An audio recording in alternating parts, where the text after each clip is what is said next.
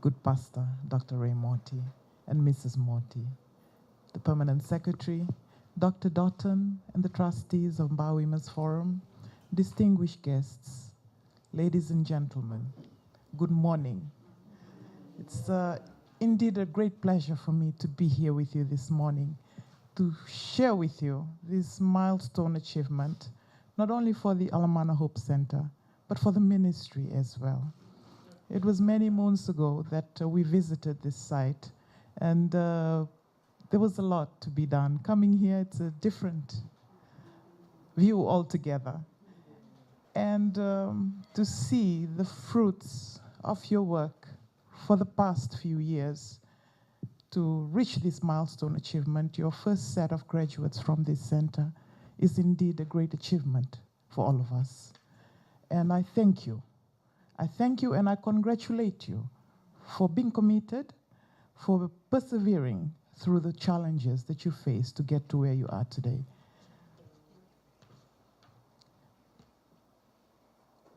From the outset, I wish to formally thank you again and the center for having taken the initiative to do something like this for this special group of Fijian women. It is my pleasure to also have my ministry sign an MOA with Lifebread Stay Connected Fiji and of course the Mba Women's Forum too today to cement our support in terms of $100,000 being given as grants to each of the organizations. Inclusive and sustainable development around the world, leaving no one behind, is the overarching vision of the UN's 2030 agenda and also a promise of the Fijian government. Gender equality and women's economic empowerment are central to the realization of this vision. Yet, gender gaps remain large, pervasive, and persistent.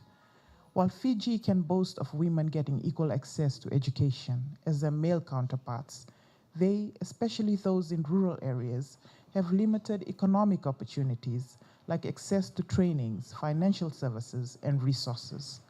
The greatest misconception is that formal education is the only way that can enable a woman's economic participation.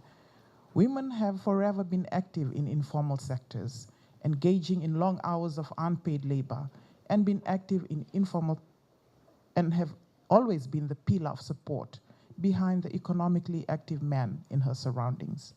It's as simple as saying, men have been able to work outside of their homes because they had wives to look after the home and raise their children.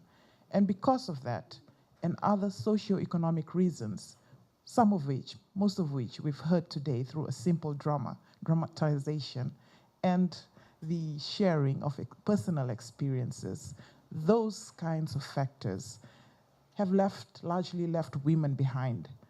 Half of the population, our national population and the world's population, left us behind, left behind the resourcefulness and contribution of women in the development of a nation. Women's economic empowerment is the right and smart thing to do. Women's rights are human rights, and the human rights case for gender equality cannot be argued against. The human development, economic, and business gains from empowering women are substantial. Greater gender equality means a country is associated with better education and health, higher per capita income, faster and more inclusive economic growth, and greater international competitiveness. A report of the UN shows that there are 4 overarching factors that impede gender equality in all forms of work and at all levels of development. These are adverse social norms, discriminatory laws and insufficient legal protections, gender gaps in unpaid household and care work, and unequal access to digital, financial, and property assets. It is therefore time to address adverse stereotypes and implicit biases in our society, and also to implement women-friendly policies and projects like this to promote greater economic participation of women in national development. And what is so exciting about the training that you're undergoing here is that it is holistic. It's not only looking at economic participation in a silo, but also the personal development, confidence building, and character building for the women. You would see that the Fijian government has shown its commitment to women's development by becoming a signatory to CEDAW, the Convention on the Elimination of All Forms of Discrimination Against Women, back in 1995. And over the past decade, raising the budgetary allocation to the National Women's Machinery through my ministry by approximately 300%, allowing more and quality policies and programs for women's empowerment. And that is why we can afford to give grants to institutions like this. This has enabled my ministry to successfully pledge support to women's institutions like the Makoi Vocational Training Center in the past, and Lifebread Stay Connected Fiji, Homes of Hope, and Bar Women's Forum for their administration and development this fiscal year.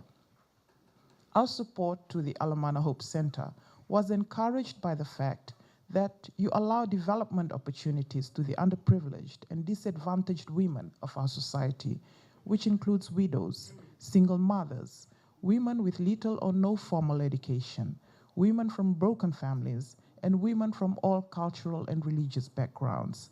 Also today, we will be signing an MOA with Bar Women's Forum, who have proven to be an exceptionally dedicated and successful women's NGO in our country, setting a wonderful example for other women NGOs as to how smaller groups can collaborate to achieve bigger goals together. I've had the pleasure of working with Dr. Doughton quite closely over the past 2 years, and I must say, it does take a passionate leader like Dr. Doughton to move an organization in the right direction. And I'm glad to see that the Alamnah Hope Center has the same type of leader, and I can see big things for this center in the years to come. It is indeed a great pleasure and an honor to see an organization that advocates for women's rights, particularly underprivileged women, to grow from strength to strength, purely due to your commitment to the goal to make life better for Fijian women. I take this time to wish both organizations the very best with their plans, and I ensure that you will have the full support of my ministry. To the women graduating today, I wish to congratulate you for the successful completion of your programs, and I wish to encourage you to continue on the path of determination and hard work. To all current and future trainees of the two institutes, I ask that you work with integrity and openness to learning. Continue to research about marketing opportunities and strategies for what I know will become businesses and livelihoods for your families. Customer orientation is crucial for any business, and quality, timely service is what will seal the relationship between you and your customers if you're going to venture into your own businesses. For this, I wish you all the very best. With these words, ladies and gentlemen, I wish you all a very happy Fiji Day in advance. And congratulations again for today. And I'm very, very proud of your achievement.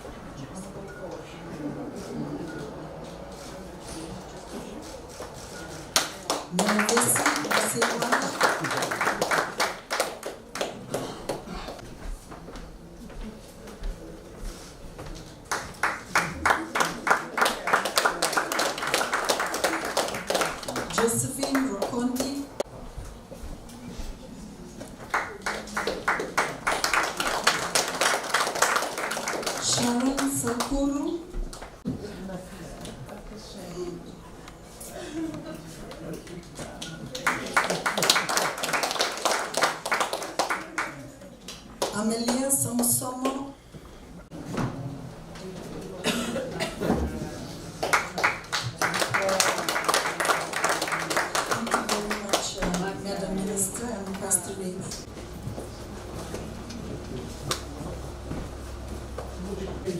Auspicious occasion of signing.